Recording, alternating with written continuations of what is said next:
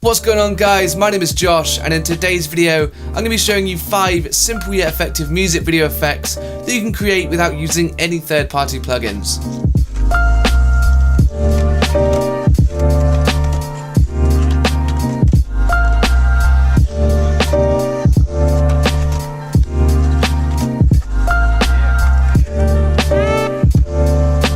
So I've been super busy over this past week working on a music video, which is why this video is coming out a little bit late, so I do apologise for that. But I thought it'd be a perfect time to show you guys some simple music video effects that you can use in your own videos. All 5 of these effects work really well in any sort of video that's edited to music. It doesn't have to be a music video, and the great thing about them is they're built straight into the software. You won't need any plugins at all, and if you combine them together and get a little bit experimental, you can actually create new effects out of them. We'll be working in Premiere Pro today, so if you have Premiere Pro, we're good to go. Let's not waste any more time. Let's jump straight into the computer and get to the first effect.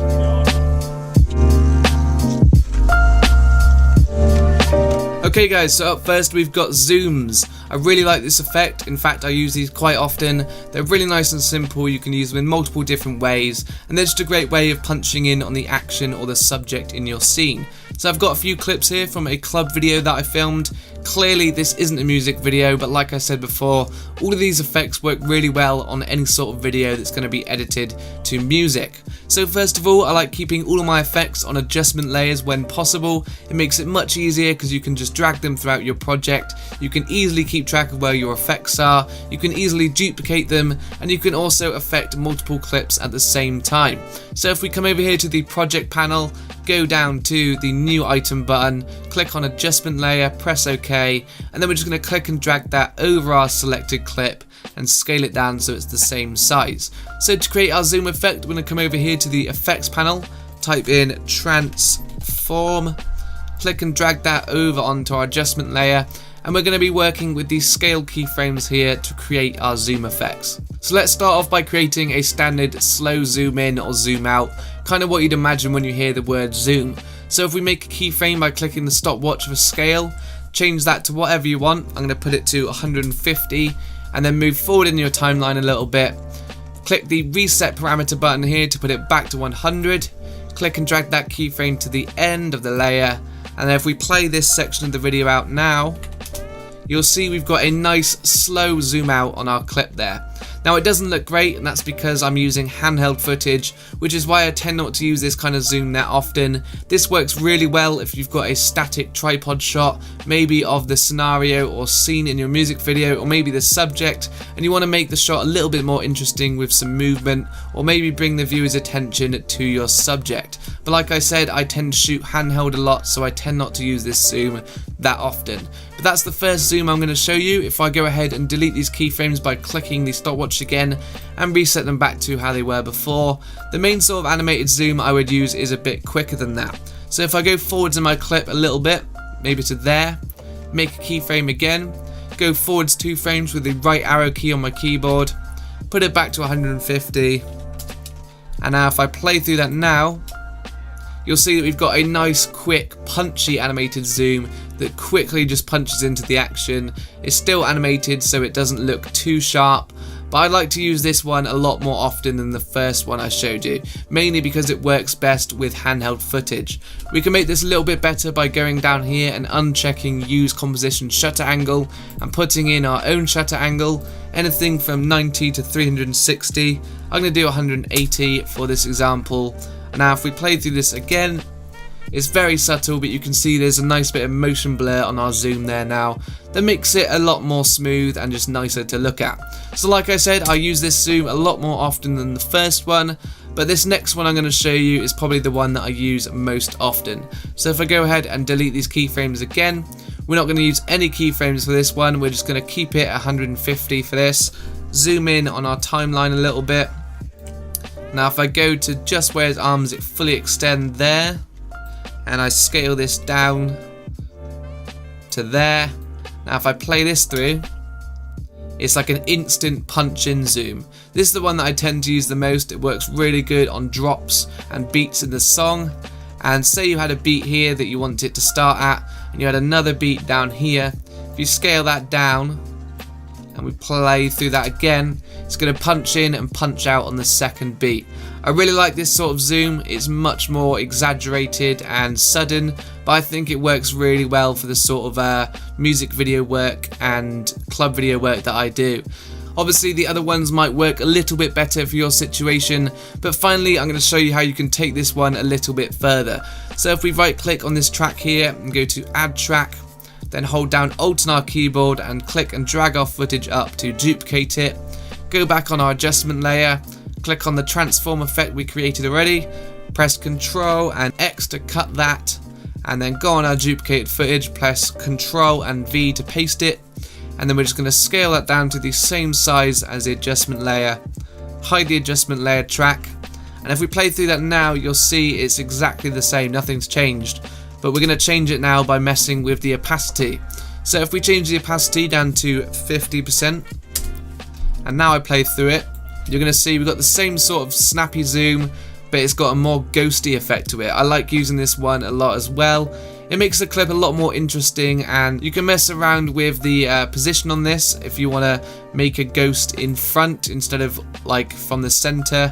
If you line the neck up slightly like that, it's going to make the ghosting effect kind of more in front of him, or you can make it more behind if you want to. If you want to get experimental with this, you can move it around as much as you want. You can even mix it up and do an animation, or you can even add in a crossfade at the beginning and the end to kind of blend it in. So if I play through that now, it's going to fade in and fade out. But the good thing about this is you can get experimental, you can make it how you want, and I just really like this kind of ghosty zoom effect. You can take it to the next level by messing around with the blending mode as well. I like to use multiply or add or even overlay. I tend to use add a lot actually. Add looks really nice. If I play through it now, it kind of messes with the colours in the clip, also gives you the ghosty zoom effect.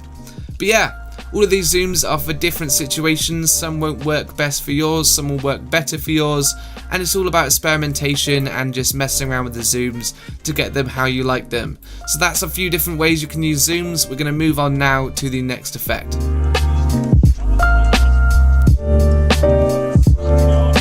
Okay, so up next we've got blurs. These are really nice and simple as well. I like using these a lot to the beat of a song to bring some more life to a clip, and also between clips they work quite well as a transition. So I only really use two types of blur, and that is Gaussian blur and directional blur, so I guess we'll start with Gaussian blur. So if we come over here to the project panel again, I'm just going to drag my adjustment layer over my clip, scale it down, come back to the effects panel, type in Gaussian blur, click and drag that onto my adjustment layer, and I guess we'll start by animating a sort of simple out of focus effect. So if we make sure repeat edge pixels is checked here, we're going to make a keyframe on blurriness by clicking the stopwatch, go forwards 10 frames by holding shift and the right arrow key twice, put it to anything you want. I'm going to put it to 100, move forward another 10 frames, press the reset parameter button here to put it back to 100, and I'm just going to scale down my adjustment layer so it fits that effect. And now if we play through that now, you can see that we've got a nice, quick, simple out of focus effect that would work really well with a slow song. And the good thing about this is that you can easily just duplicate it throughout your project as many times as you want, and you don't have to reanimate anything. That's why I like using adjustment layers, guys. So this can also work quite well as a transition as well. So if I go back to the beginning here, go back by 10 frames, drag this back, and now if I play out this section, you can see that it works really nice as a transition as well to hide that cut underneath the blur. And you can take this one step further, just like the zoom effects, by getting creative with the blending modes. I know that darken works really well. It makes a sort of blurry cartoon effect, and if you keep it subtle, it's not going to look too cheesy. But again, you just got to get creative with this, guys. Try some other blending modes. Overlay looks really cool. However, that's going to be a lot more abrupt. It doesn't blend quite so well, but you can counteract that by animating the opacity in and out so it's more smooth. But again, guys, you got to get creative with these ones. That's pretty much it for Gaussian blur. We're going to move on to directional blur now, which is the one that I tend to use the most. So if I put the blending mode back to normal on that, I'm going to duplicate this layer, delete that Gaussian blur off that layer, go down to the effects panel, type in directional, click and drag that onto my adjustment layer. And this one I'm not going to do any animating at all, so I'm going to drag it over to this clip over here. We're just going to change the blur length on the directional blur to 20, keep the direction at 0. I'm going to zoom in on my timeline a bit here, go forwards by 2 frames with my right arrow key, drag down my adjustment layer. So this one works really well if you've got multiple beats in a song that you want to add an effect to. Say the first beat was here, and then a few frames later you've got the next one. We're just going to duplicate that over, holding Alt and clicking and dragging that. I'm going to do that a few times, and if I just play through this now, you can see that it creates a really nice earthquake style blur. This works really well when you're editing to maybe the drums in a song or a certain beat in the song. So finally, the directional blur can work really well as a transition as well, the same as the Gaussian blur. If I just duplicate this over here, zoom in a little bit, make sure it's in between the cuts, and I'm going to change the direction on this to 45 degrees. I'm going to whack this up to 50. And now if I play through this little section here, you can see it just really exaggerates that cut, makes a very, very quick transition there that you don't even really notice at first, but it just makes it much nicer in the grand scheme of things. So that's it for blurs, guys. I use these very often. They're really subtle, really simple, and really nice to use to the beat of a song.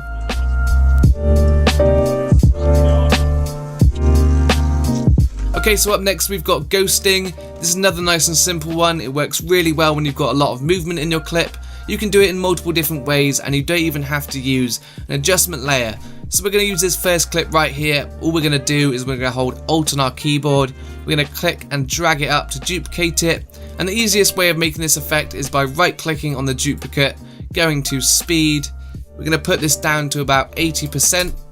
Then we're going to come up here to opacity, change that down to about 50%. I'm just going to scale this down so it fits the clip. And now if we play through this section of the video, you'll see we've already got a nice ghosting effect going on.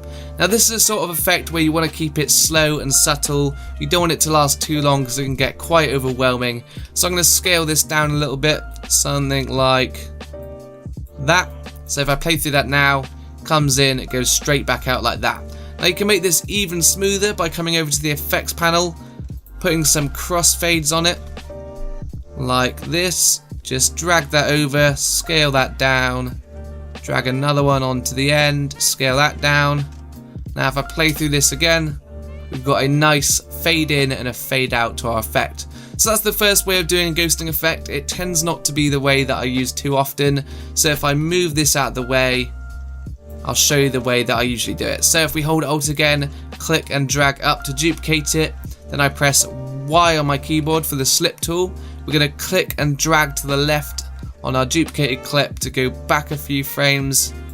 Again, change the opacity to 50, and then I'm going to scale it down one more time, like so. We'll play it through without the crossfades. So as you can see, it's a bit of a different version. It's not slow motion, so it's exactly the same speed as our original clip, and in my opinion it looks a bit nicer. So we're just going to put some cross dissolves on each end just to smooth out a little bit. I tend not to use these that often. I like more the snappier effect, but in your situation it might work better. It's all up to you. So there we go, nice fade in, fade out on our effect there. And again, just like before, you can take these even further by messing around with the blending modes. I think overlay works quite well for this. It's kind of a darker sort of ghosting effect. Yeah, it's quite nice. I quite like that. But like I said, you've got to get creative, start messing around with the blending modes, and you can kind of come up with your own version of the effect. So that's pretty much it for ghosting. I really suggest you try this one out. It can work really well, especially when there's a lot of movement in your clip. But now we're going to move on to the next effect.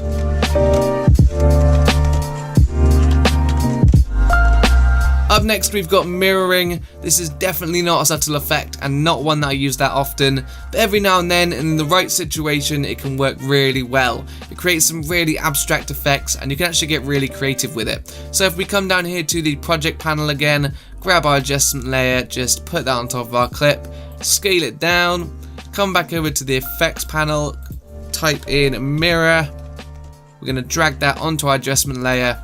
And first of all you'll see that it hasn't done anything, and that's because we're going to have to start messing around with the reflection angle and the reflection center to make the effect. So let's start off with a standard one-sided mirror effect, shall we? So we're going to change the 1920 here on center to 960, and then if I play through this now, you're going to instantly see what we've got going on here. Like I said, it's super abstract, very in your face, so again with this effect you don't want to use it that often or for too long, otherwise it can start getting a little bit cheesy and too in your face. So that's the first way you can use it, just a standard one-sided mirror effect. The good thing about this mirror effect is you can take it even further by duplicating it and just making even more mirrors. So if we press Ctrl C and Ctrl V while we've got it selected, we're going to change the reflection angle on this one to 90. Now if I play through this now, we've got even more mirrors going on. It's starting to get a little bit kaleidoscopy. It looks really cool actually. If you've got the right clip, this can work really well. So that's the second way you can use the mirror effect. We're going to take it even further and just make two more duplicates. This first one we're going to put that back to 0, change that to 1200, and the second one we're going to put this to 180 and change this back to 960. Now if I play through this now, it actually looks really nice. I would probably use this effect more if it wasn't so in your face, but I have seen a lot of music videos use this effect for a long time, even throughout the whole video, and it's worked really well. It all depends on what sort of clips you're using. Sometimes people actually shoot to use this clip before they get to post editing. So yeah, it's completely down to what footage you're using. Sometimes it's going to work, sometimes it isn't, but it's all down to experimentation. So guys, let's move on to the final effect now.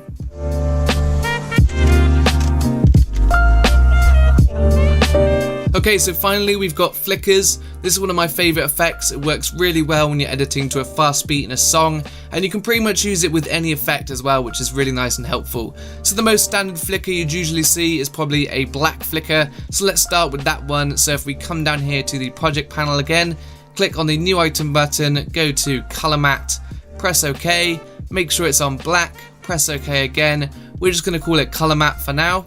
We're going to click and drag that over our selected clip.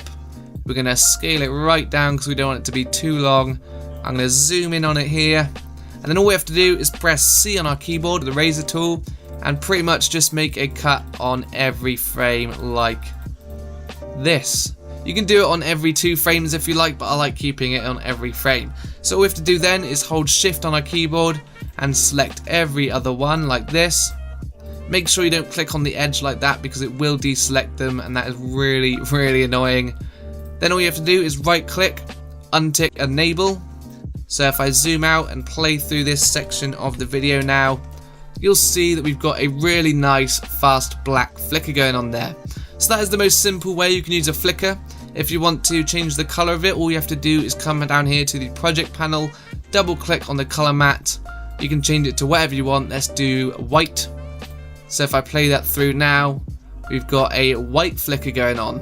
That's probably not one that I'd use that often, but it might work in your situation.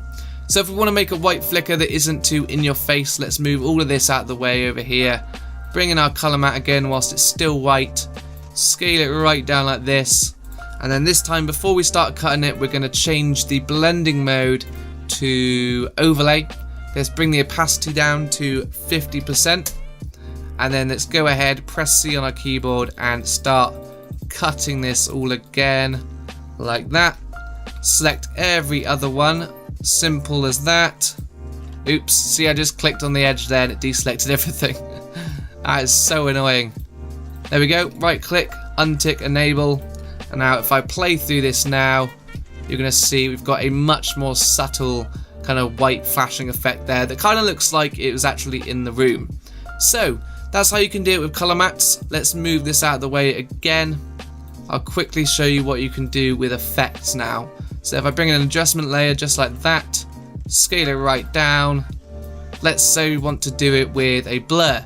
So if we come over here to the effects panel, type in our trusty old directional blur, click and drag that onto the adjustment layer. We're going to change the blur length to 25. I'm going to come in, zoom right in, press C on my keyboard, maybe a bit more actually, there we go. Press C, just click on every frame like this.